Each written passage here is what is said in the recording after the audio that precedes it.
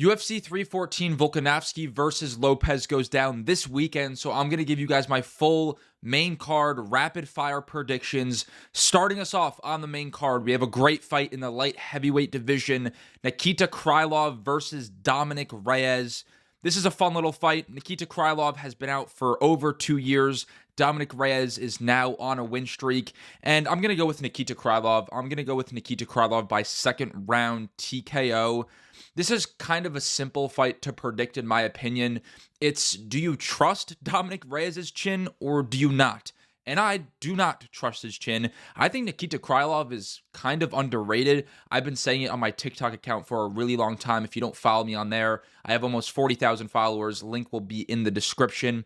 Nikita Krylov recently subbed Ryan Spann. He beat Volkanovski, who I think is also somewhat underrated, and then he beat Gustafsson 3 fights ago. So yeah, he has not been active.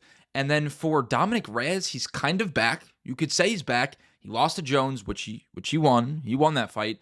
Got brutally KO'd by Blachowicz, Yuri Prohaska, and Ryan Spann, but he's pieced together a nice little two fight win streak against Justin Jacoby. Did I really just say that?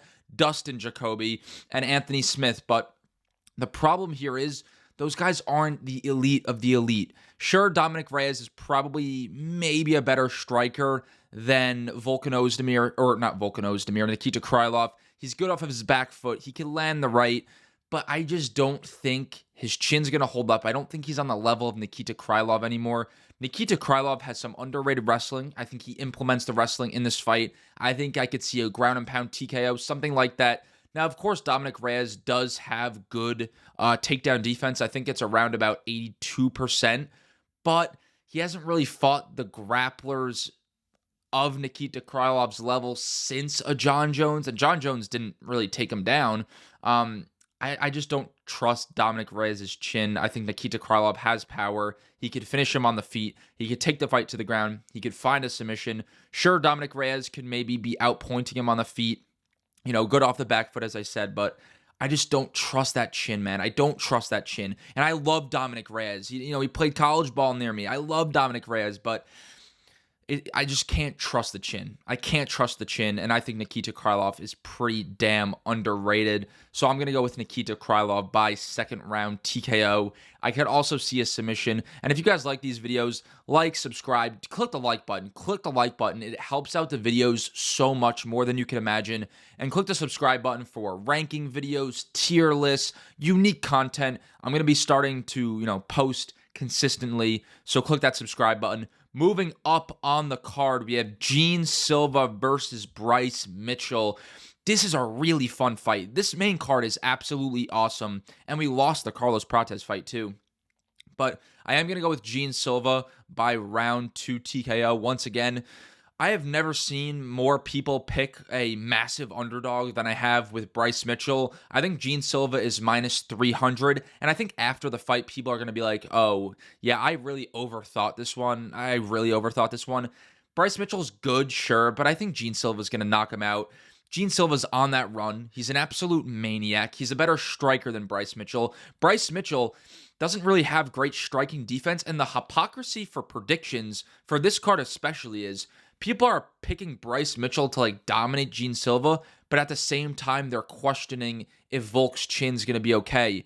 As if Bryce Mitchell didn't get sent to some sort of scary realm that I don't even know if we should talk about on this channel, where he was compulsing after the Josh Emmett fight. I'm worried about his chin more than Alexander Volkanovski. And then he's fighting Jean Silva, who's an absolute monster. Yeah, he's got really good grappling. Bryce Mitchell has good grappling.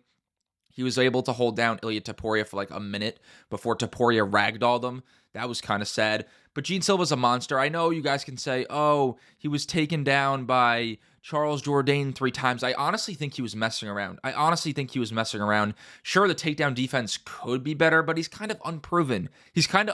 And I guess that's where you can go and say, I think Bryce Mitchell's going to win this. I don't think Jean Silva's grappling is really tested. Bryce Mitchell is absolutely a level up from what Jean Silva has fought. I will give you that, but I'm not going to overthink this one.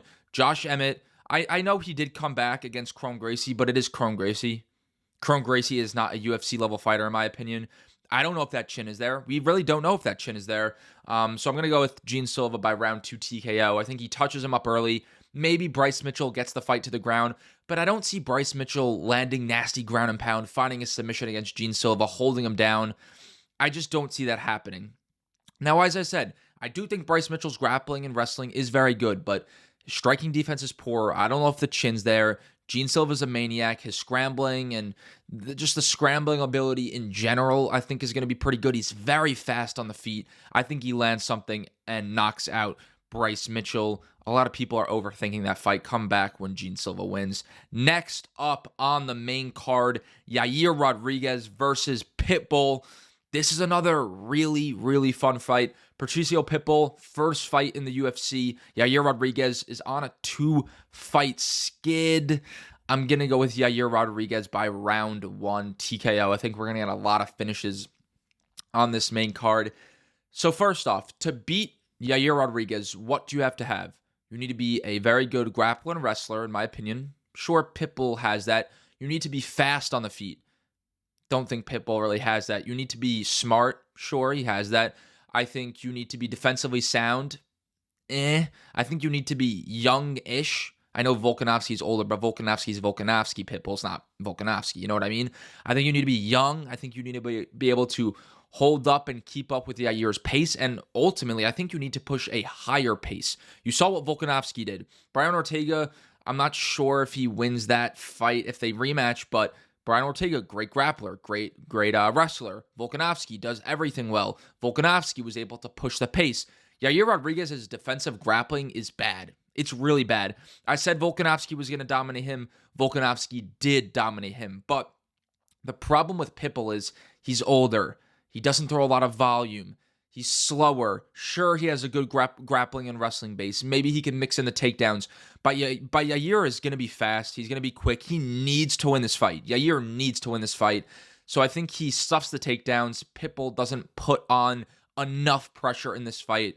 I think Yair picks him apart from range, uses his lateral movement, side-to-side movement, leg kicks, goes to the body, mixes up the head kicks, and we see a signature Yair Rodriguez performance.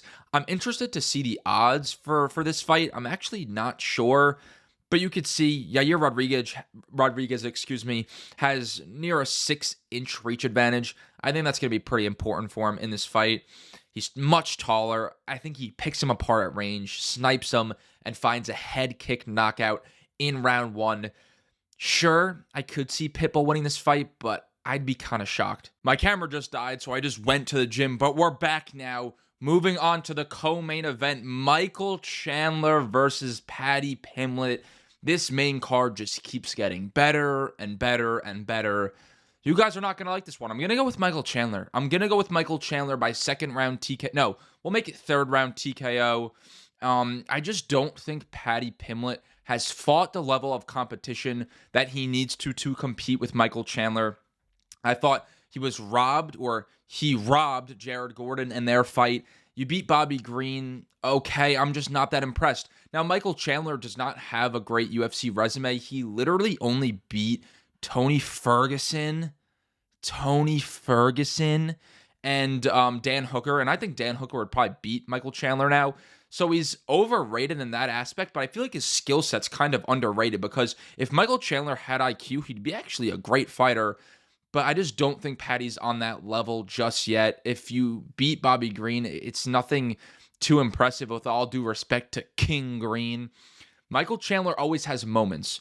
In each of his fights against either Dustin Poirier, Charles Oliveira in their fights, Justin Gaethje, he has moments. And I think if he has a moment in a fight against Paddy Pimblett, he's going to capitalize and close the show. So I think he's going to knock him out in the third round.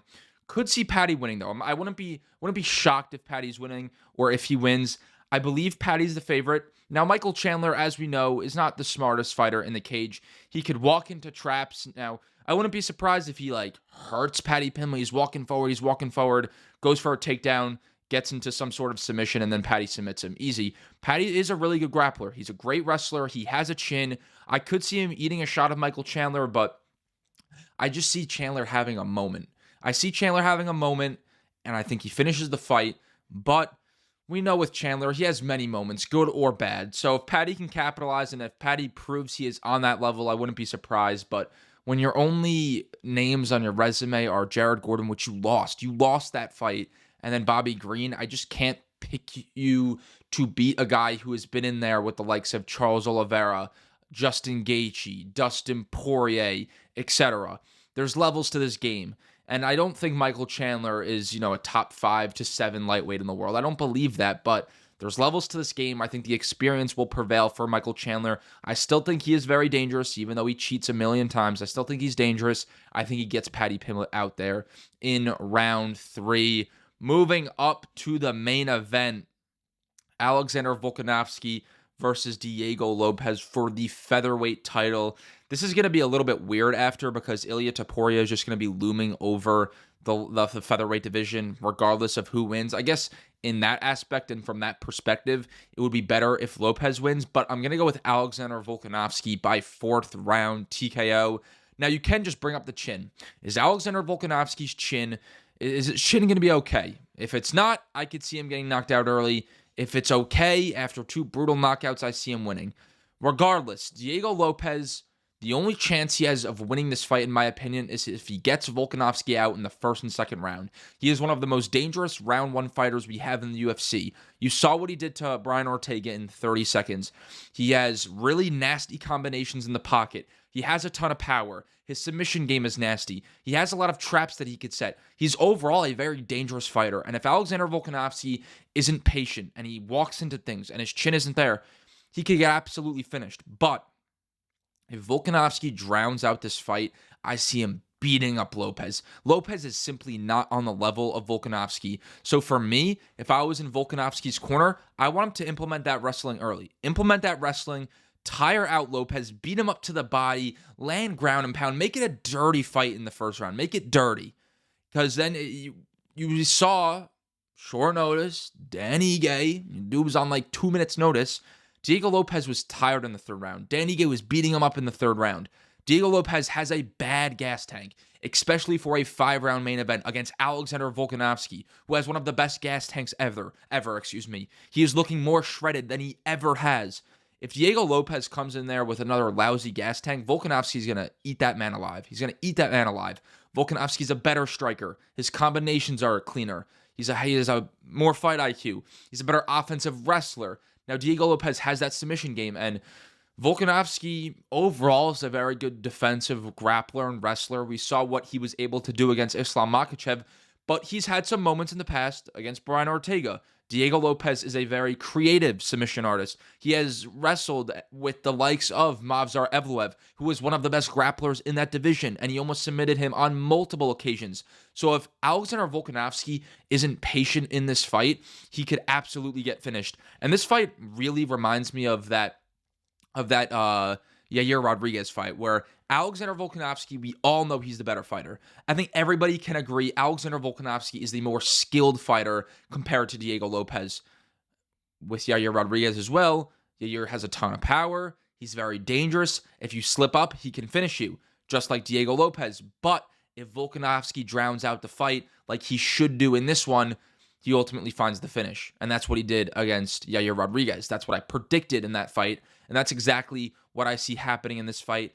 Now, let me reiterate. As I said earlier, Diego Lopes can absolutely catch him. Would I be surprised? Absolutely not. I could see him knocking out Volkanovski in the pocket when they collide, or, finding some weird finish in the first 1 or 2 rounds. But ultimately, this is how I see the fight going. I think Volkanovski in the 1st round, very patient, lateral movement, don't get backed up, keep your guard high, defensively sound, and he can mix in the wrestling if he wants to, control the fight, play at your patience, if that makes sense. Get the fight to the ground, maybe beat him up, body shots, rip to the legs, rip to the body, and then, 2nd, 3rd, 4th round, then you get in that Alexander Volkanovski flow. 1-1-2, going to the body, just beating him up. Distance management. Volkanovski just looks like in his prime. That's what I need, man. That's what I need. Come on, Volk. That's what I need. But I do think he's going to get done. I trust the chin just enough. And if it's not there and he gets knocked out, maybe it's the end of the Volkanovski era and he's one of the greatest fighters of all time.